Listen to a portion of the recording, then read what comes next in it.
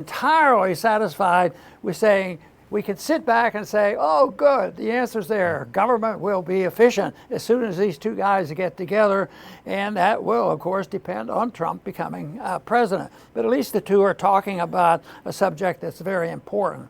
But before we before we get into that, I was, of course, looking at the gold prices early this morning, and there was a report out that the hiring was way down, and the numbers have been fudged, and that was discovered a month ago, and people are getting to the point where they don't believe the numbers, part-time jobs, and there was a question on the health of the economy, and that was one of the reasons I suggested they were talking about lowering interest rates, because certainly they usually deal interest rates only with the stock market. Well, the stock market's booming, so they have to be cautious. There might be a bubble forming, which I happen to believe is forming.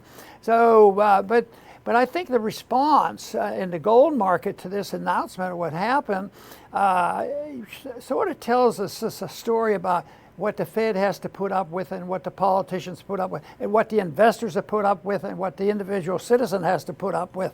And that is gold. When I first heard about the numbers coming out, gold shot up pretty well. You know, it was up a significant amount, but it didn't take long. A little bit later, somebody says, well, maybe the Fed can't do this or that.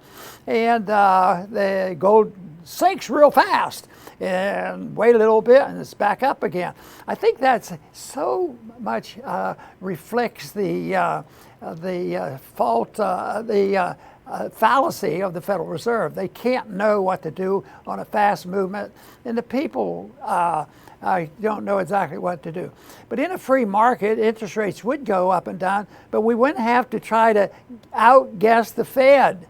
How can you outguess the Fed when they don't even know what they're doing? You know, it's a pretty tough task. But anyway, the stock market, last I looked, was still going up. I think it's a bubble. I think it will burst, and I think there will be a lot of adjustments.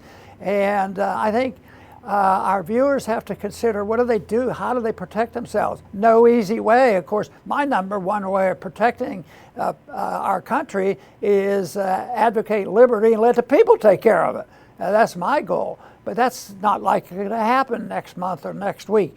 But I think that what we have to do is really do our very best to solve the problems and protect ourselves. We know, most viewers know about the Second Amendment. Most of them know about being independent and caring themselves and saving their money.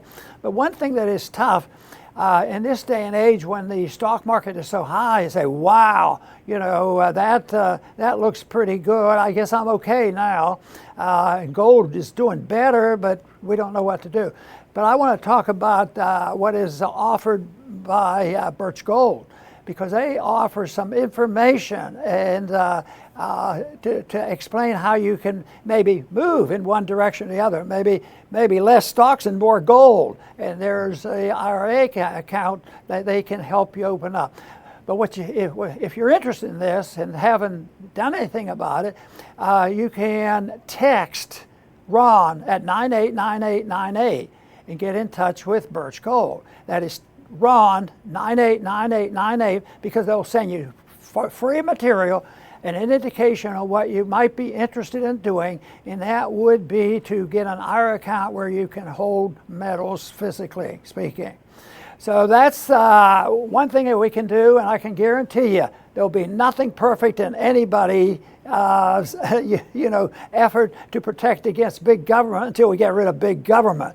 But in the meantime, we have to do the very best, and that, of course, is a big issue. And that, of course, if the net result is people waking up like they did during COVID and move away from the government doing these things to us, that will be a benefit. And that's what I think people should do, is always move toward individual decisions, and when it comes to investment, that is the best thing to do. So once again, that number, if you're interested, is Ron 989898. Hey, Chris, now I want to talk a little bit about a subject that you have an interest in, and that is the fact that the rumor is out Trump is thinking about hiring Musk. They're friends and they're buddies. But of course, Trump has to win. If you read the liberal news media, it looks like Trump doesn't have a chance. It looks like Kamala, because she's real quiet on what she believes in, because nobody could vote for her if they knew. Anyway, they they are talking about it, and the reason they want Trump wants to work with Musk is efficiency. He's going to be in charge of getting government to be efficient. And I think I have a suspicion, Chris, what you feel about that. But over the years, I've always mentioned that, if you expect the government to be efficient, you're kidding yourself. What we have to do is reduce government to a minimum. But in the meantime, Chris, what do you have to say about this move toward efficient government? What would that be? Yeah, Dr. Paul, it's an oxymoron. Government efficiency doesn't exist, and fortunately can't exist. And there's many reasons why. Number one, government steals everything that it takes in. It's revenue. Nobody else in society can do this. We can't do it. Businesses can't do it unless they use the government to do it for themselves. But on their own, without the government, they can't steal. So they don't economize like we do. We take revenues in, income in. This is what we put out. And we have profit and loss. Government doesn't worry about these things because it's like turning on the water faucet. They want more money, they're just going to come and steal it from us or print it or go into 35 trillion in debt. It's like a water faucet for them. They don't worry about where's the money going to come from. So you cannot rationally economize under such a condition. Next, government does not profitably allocate money. It allocates money politically. What is good for me politically? What will work politically? What will get votes? Not profitability, obviously.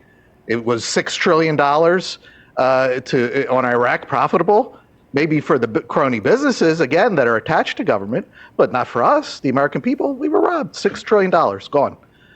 So government can't be efficient. And this is actually, on the flip side, a good thing. We don't want them to be efficient because freedom exists because of government inefficiency, excuse me. Imagine if they were very efficient with those COVID jabs and those vaccine passports. We'd be slaves right now. Right this second, we'd be showing our papers everywhere we go if they were efficient and everything worked for them. But instead, we're free in that respect because of their gross inefficiency. And, so that's the way it works now. As Dr. Paul said, while they cannot be efficient, they can be much smaller. And that could be done by Trump and Musk. And if they could do that and get their boots off our necks, that would be a breath of fresh air. And that is a job because perfection doesn't come, in a package and you pick that over destruction. But this effort to make the government more efficient, they might come up with 10 things to do, and maybe one will be something that's correct and it would be beneficial, maybe a proper audit or something like that. And you can support that, but that's not exactly what happens. It never does happen. And this effort to make government more efficient has been around for a long time. I can't remember being in Congress over a couple decades where they didn't offer a bill to make the government to prohibit waste, fraud, and abuse. Yeah, that's government, waste, fraud, and abuse. So just right along, do it. Republicans and Democrats, supported this. And of course, I support getting rid of waste, fraud, and abuse, but you have to get rid of the government. But to have a law, introduce another group, I call this the spreading out of prior restraint. Prior restraint was set up mostly to go after people in the First Amendment rights on what they print and say. But under these circumstances, everything you do is inefficient in government. So before we let you do it, we have to check it out. So if you're making a product, prior restraint, you can't do that until you get the FDA to say this and some other agency. And that's why it becomes a bureaucratic monster. And the other thing that we have done over the years And this sounds like a pretty good idea, and to a degree it is, and that is, you know, sort of reward a whistleblower. The people on the inside, they get sick of it all, and they say, I'm coming clean. I can't stand this any longer. And many times, what happens is the whistleblower gets into more trouble than the people who are doing the damage. And they can get into all kinds of trouble because, oh, he's releasing secret information, all these things. Oh, you're going to tell us what the Fed is really doing and what they're saying? Boy, you're in big trouble then. So if you had all that, so that that is a shame that the whistleblowers actually get punished more than the people who are trying to help us. Yeah, very good, Dr. Paul. I'd like to talk about the incentive structure of government agencies. Now, before I say this doesn't mean that everybody that works for government is bad and whatever. A lot of people are. But I have family members, extended family that are in the government. I love them very much. They're not bad people. But this is the incentive structure of government. This is how it works. The incentive in your government department is to spend your entire budget, because that way you can go and cry for an increase in your budget. You spent all your money. You need more. And again, remember, they don't deal with profit and loss. So, and my entire life, government has never had enough money. They are always crying for more money.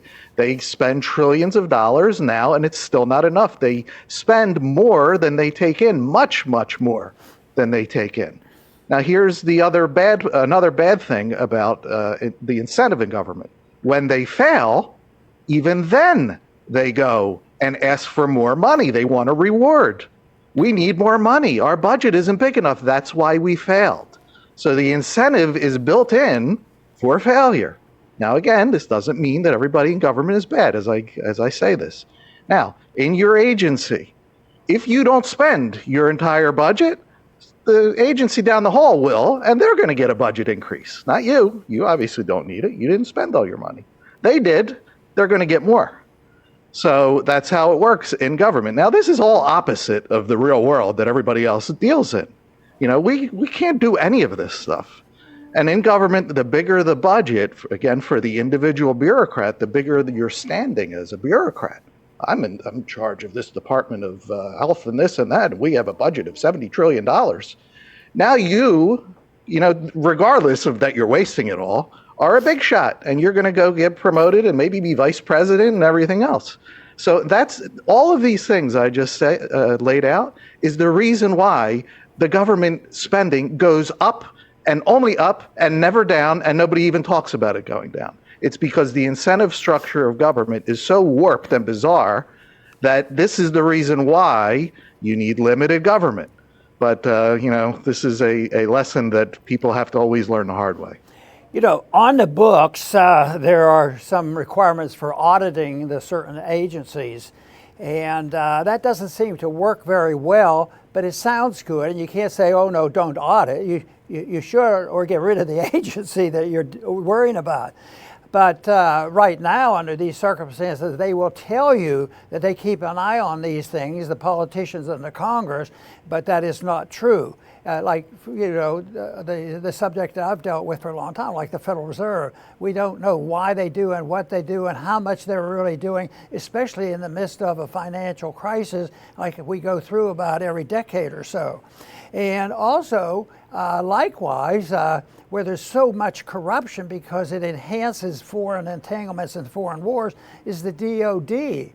And we heard many stories. It wasn't just Afghanistan that we leave with our tail between our legs and leave a lot of money and buildings and weapons and everything else.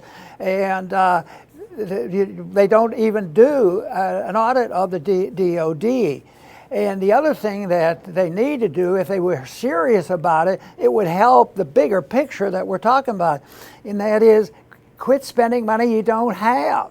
You can't steal the money. You can't steal enough money from the people. Eventually you have to print the money.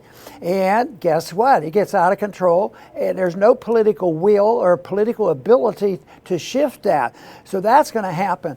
So if you establish a new commission, on the executive branch for efficiency of government, those things aren't going to change very much because you have to change the whole structure of government. You can't have the principle of prior restraint, and then the prior restraint involves social media and everything else that they make and sell. It just becomes a monstrosity. And this is the one reason why it's not too easy to become pessimistic. That's just saying, oh, we're going to set up a commission and we're going to introduce efficiency because I did it in my business. I can remember way back, probably Eisenhower years or something, when I was just watching politics. They said, the post office has never been a good example of the free market economy where they had to make a profit. So they would keep saying, what we need is a businessman running the post office. But they put one in that had business experience, but it doesn't work because that's not the atmosphere. And Chris has already made it. It's profits and losses and paying dividends and paying off loans and knowing what interest rates are. And this can't happen when the government's involved because the political system, the lobbyists, the special interests become too powerful. And that's how kowtowing to them is how people stay in office. That's their job.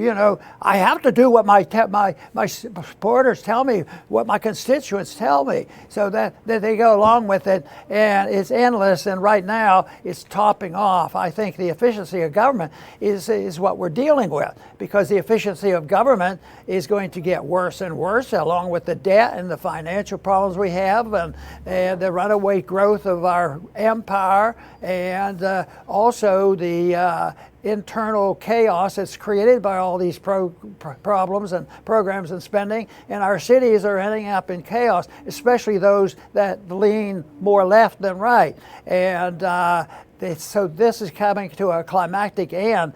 But Chris has done a good job explaining some of the fundamentals there, and that's what has to be changed. The fundamentals have to be changed rather than saying another commission. What we need to do is we need to get rid of all that waste, fraud, and abuse. Who's for that? So it's the system that has to be changed.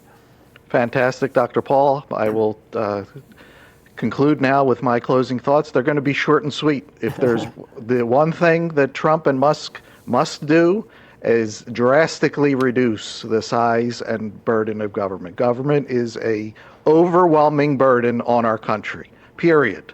Now, where do you cut? Where do you slash? Where do you abolish? That's the easiest answer in the world. Go right for the empire. Bring every single U.S. soldier home from around the world. They don't belong there. And defend our nation only. We don't get involved in anybody else's business. And if you do that, then you don't have to go after all the people here that have become so dependent on government with Social Security and Medicare and this and that. We can't have it all. It's either empire or the people here are going to get big cuts. So spare the people here and leave the world alone, bring our troops home, and that's how you start cutting. And then we could worry about rebuilding here and getting people much less dependent here in America on our government. Very good. And most people believe that the group that's more likely to cause the excessive spending and all this monstrosity that we have to put up with is left wing. They're conservatives. They want to spend more money, whether it's in education, medicine, or whatever, and that there is no cost because they just print the money. That nonsense. But I think the group that gets away with more of a deception are the fiscal conservatives. Yes, there'll be some fiscal conservatives that'll be very good. There'll be fiscal conservatives that will be a lot better than most of the Democrats.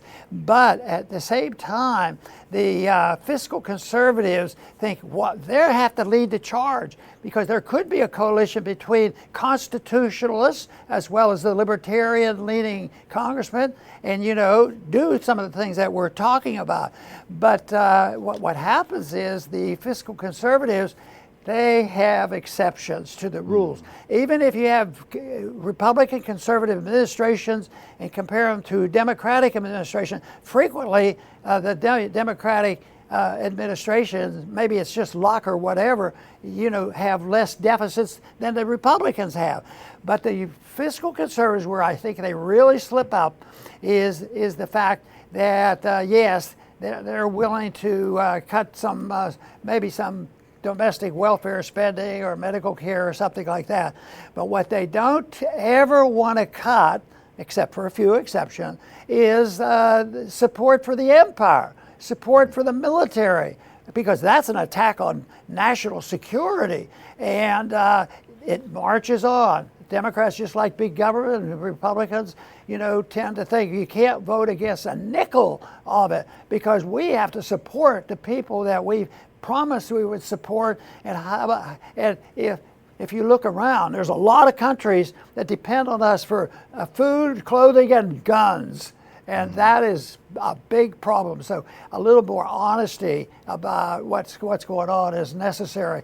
And I think the opportunity is here, Chris. I think that there's an opportunity now because this situation isn't going to continue. And the Fed is incapable of solving these problems.